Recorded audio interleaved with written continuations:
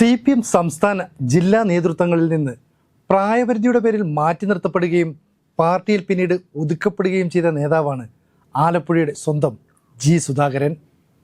പൊതുമരാമത്ത് മന്ത്രിയും MLA ഒക്കെയായ സുധാകരൻ്റെ വാക്കുകൾക്ക് ഒരു കാലത്ത് ആലപ്പുഴയിൽ എതിർവാക്കില്ലായിരുന്നു. എന്നാൽ പിന്നീട് സജി ചെറിയാനും R നാസറുമൊക്കെ ജില്ലാ സെക്രട്ടറി ആവുകയും സജി ചെറിയാൻ MLA മന്ത്രിയുമൊക്കെ ആയതോടെ ആലപ്പുഴയിലെ CPMൻ്റെ നിയന്ത്രണം തന്നെ അടുത്ത തലമുറയിലേക്ക് കൈമാറ്റപ്പെടുകയായിരുന്നു.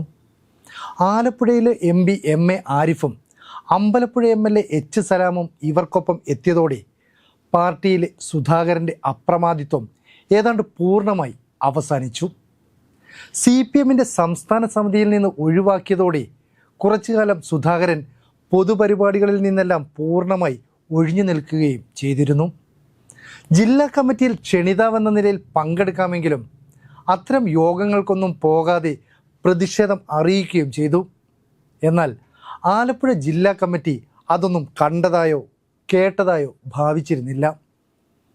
ആലപ്പുഴയിൽ മന്ത്രി സജി ചെറിയാൻ വിഭാഗം പിടിമുറുക്കിയതോടെ പാർട്ടിയുടെ ഔദ്യോഗിക പരിപാടികളിൽ നിന്ന് പോലും സുധാകരനെ അകറ്റി നിർത്തിയിരുന്നു.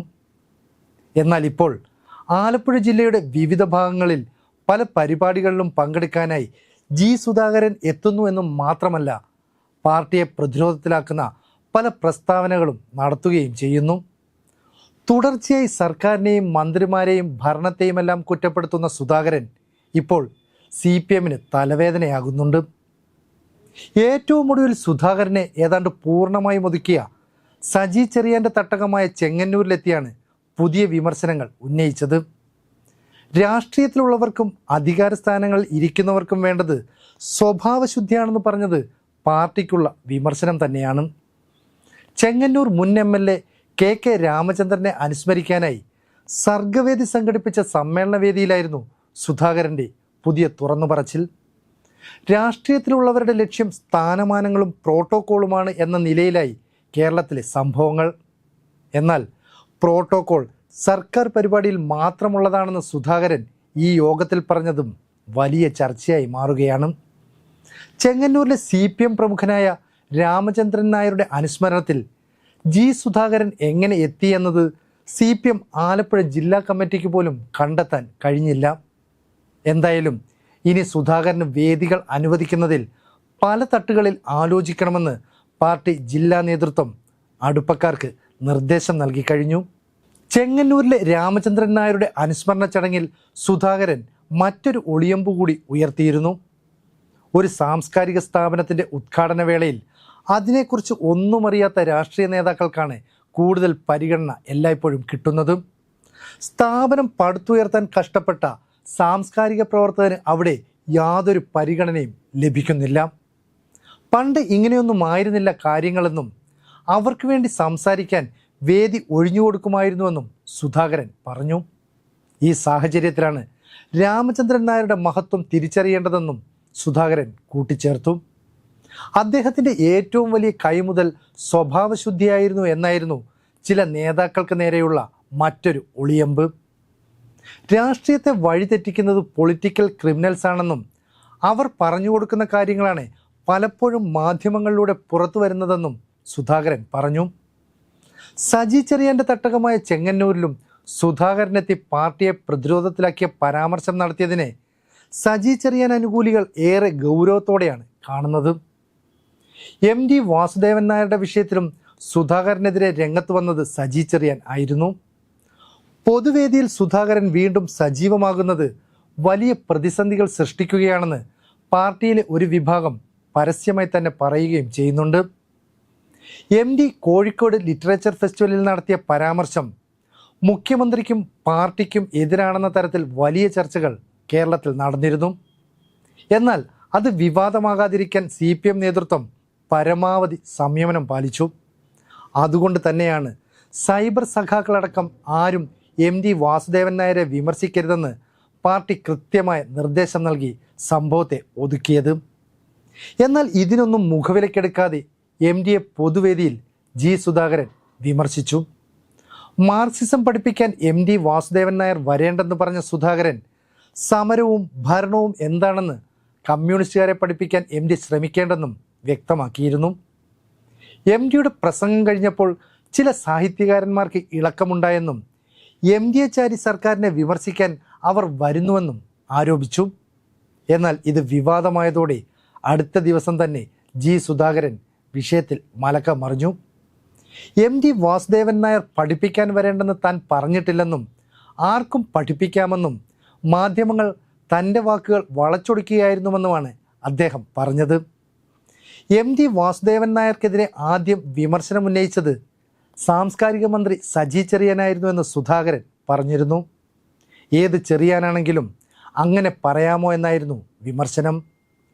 എന്നാൽ ഈ പരാമർശത്തോട് പ്രതികരിക്കാതെ മന്ത്രി സജി ചെറിയാൻ അന്ന് ഒഴിഞ്ഞു മാറിയിരുന്നു. എം ഡി അടക്കമുള്ള സാഹിത്യകാരന്മാർ വിമർശിച്ചാൽ കാത് കൂർപ്പിച്ച് കേൾക്കുമെന്നും ആവശ്യമെങ്കിൽ തിരുത്തുമെന്നുമാണ് CPM സംസ്ഥാന സെക്രട്ടറി MV ഗോവിന്ദൻ പറഞ്ഞിരുന്നത്. ഇതിനു പിന്നാലെയായിരുന്നു സുധാകരൻ്റെ കടുത്ത ഭാഷയിലെ വിമർശനം. ഇത്തരം ഇടപെടലുകളെ സംശയത്തോടെയാണ് CPMലെ ഒരു വിഭാഗം ഇപ്പോൾ കാണുന്നത്.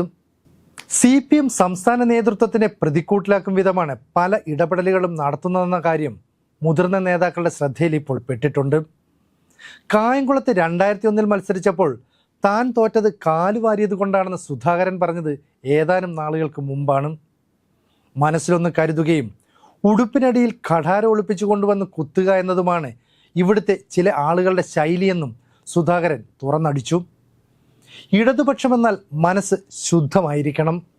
എന്നാൽ കാലുവാരൽ കലയും ശാസ്ത്രമായും കൊണ്ട് നടക്കുന്ന ചിലർ കായംകുളത്ത് അന്നുമുണ്ടായിരുന്നു, ഇപ്പോഴുമുണ്ട്. തനിക്ക് വോട്ട് കൊടുക്കരുതെന്ന് പാർട്ടിയിലെ ചില പ്രാദേശിക നേതാക്കൾ വീടുകൾ തോറും കയറി നടന്നു പറഞ്ഞതാണ് തൻ്റെ തോൽവിക്ക് കാരണം. PA ഹാരിസ് അനുസ്മരണ പരിപാടിയിൽ പങ്കെടുത്ത് കായംകുളത്ത് വെച്ചായിരുന്നു അദ്ദേഹത്തിൻ്റെ ഈ വിമർശനം.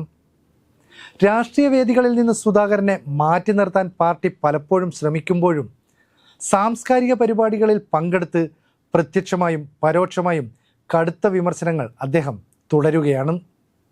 മുൻ ആരോഗ്യമന്ത്രി KK ശൈലജയ്ക്കെതിരെയും തുറന്നടിച്ചിരുന്നു.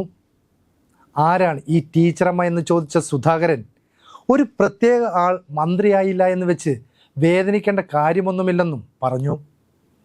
ജോസഫ് M പുതുശ്ശേരിയുടെ പുസ്തകത്തിൽ 2ാം പിണറായി സർക്കാരിൻ്റെ സത്യപ്രതിജ്ഞയും മന്ത്രിമാരെയും കുറിച്ച് പറയുന്ന ഭാഗത്ത് KK ശൈലജയെക്കുറിച്ച് പരാമർശിച്ചതാണ് സുധാകരനെ ചൊടിപ്പിച്ചത്. ആരാണ് ടീച്ചറമ്മയെന്നും ഒരാൾക്കും അങ്ങനെ ഒരു പേരിട്ടിട്ടില്ലെന്നും അവരുടെ പേര് പറഞ്ഞാൽ മതിയെന്നുമായിരുന്നു വിമർശനം. സഹാനുഭൂതിയോ നല്ലതുപോലെ സംസാരിക്കുകയോ ചെയ്യുന്നതല്ല മന്ത്രിസ്ഥാനത്തിനുള്ള ഒരാളുടെ യോഗ്യത. പ്രസ്ഥാനത്തിന് വേണ്ടി പ്രവർത്തിക്കുകയും സമരമുഖങ്ങളിൽ ലാത്തിയടിയേറ്റ് പരിക്കേൽക്കുകയും ഒക്കെ ചെയ്താലും പാർട്ടി നിലപാട് ധൈര്യമായി ഉയർത്തിപ്പിടിക്കുകയാണ് നേതാക്കളുടെ യോഗ്യത. കഴിഞ്ഞ ദിവസം ആലപ്പുഴ മെഡിക്കൽ കോളേജിൽ പ്രസവ ശസ്ത്രക്കിടെ മരിച്ച യുവതിയുടെ വീട്ടിലും സുധാകരൻ എത്തിയിരുന്നു. കുറ്റക്കാർക്കെതിരെ കർശന നടപടിയെടുക്കണമെന്ന് ആവശ്യപ്പെട്ടതും സർക്കാരിന് എതിരാണെന്ന് തന്നെയാണ് വിലയിരുത്തൽ. കഴിഞ്ഞ നിയമസഭാ തെരഞ്ഞെടുപ്പിൽ ആലപ്പുഴയിലെയും അമ്പലപ്പുഴയിലെയും CPM സ്ഥാനാർത്ഥികളെ പരാജയപ്പെടുത്താനായി ജി സുധാകരൻ പ്രവർത്തിച്ചുവെന്ന ഗുരുതരമായ ആരോപണം അദ്ദേഹം നേരിട്ടിരുന്നു. തുടർന്ന് പാർട്ടി അന്വേഷണ കമ്മീഷൻ നടത്തിയ തെളിവെടുപ്പിൽ ഇതിൽ വസ്തുതയുണ്ടെന്ന് കണ്ടെത്തുകയും അച്ചടക്ക നടപടികൾ സ്വീകരിക്കാൻ ശുപാർശ ചെയ്യുകയുമുണ്ടായി. അതിൻ്റെ കൂടി അടിസ്ഥാനത്തിലാണ് സംസ്ഥാന സമിതി അംഗമായിരുന്ന ജി സുധാകരനോട് ഏറ്റവും താഴത്തെ ഘടകമായ ബ്രാഞ്ച് കമ്മിറ്റിയിൽ പ്രവർത്തിക്കാൻ പാർട്ടി നിർദ്ദേശിച്ചത്.